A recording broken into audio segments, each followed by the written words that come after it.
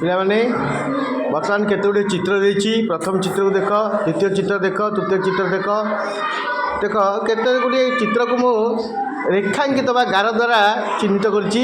ଆଉ ମୋଟ ଚିତ୍ର ମୋଟ ଭାଗରୁ ଗାର ଭାଗକୁ କେତେ ଘର ଗାର କରିଛି, ତାକୁ ଭଗ୍ନାଂଶ କେତେ ଲେଖାଯାଇଛି, କେମିତି ଲେଖାଯାଇଛି ଦେଖ।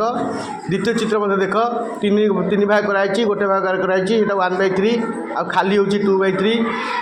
ତୃତୀୟ ଚିତ୍ର ଚାରିଟା ଭାଗରୁ 1/4 କରାଯାଇଛି ପ୍ରଥମ ଭାଗକୁ, ଆଉ ଖାଲି ଭାଗ ତକ 3 ଭାଗକୁ 3/4 କରାଯାଇଛି। ଆଉ ତାକୁ ଭଗ୍ନାଂଶରେ ପ୍ରକାଶ କେମିତି କରାଯାଏ, କ'ଣ ପଢ଼ାଯାଏ ସେଇଟା ଜାଣିବ। ତା ସହିତ 1-3କୁ ଲବ ହର କେମିତି ଲେଖାଯାଏ ସେଇଟା ଚିତ୍ର ଦେଖିକି ଜାଣିବ। ଦ୍ୱିତୀୟ ଚିତ୍ର ଆସ ପଢ଼ିବା। 1-3 1 ବିଭକ୍ତ 3 କେମିତି ପଢ଼ାଯାଏ ସେଇଟା କରାହେଇଛି। ତାପରେ ଡାହାଣ ପଟେ ଯେଉଁ ଚିତ୍ର କରାହେଇଛି ବୃତ୍ତାକାର ଚିତ୍ର, ସେଇଟା କେତେ ଭାଗରୁ କେତେ ଭାଗ ରେଖାଙ୍କିତ ହୋଇଛି, ତାକୁ ଚିତ୍ରରେ ଭଗ୍ନାଂଶରେ ପ୍ରକାଶ କରିବା, ଖାଲି ଘରେ ଲେଖିବା। Thank you.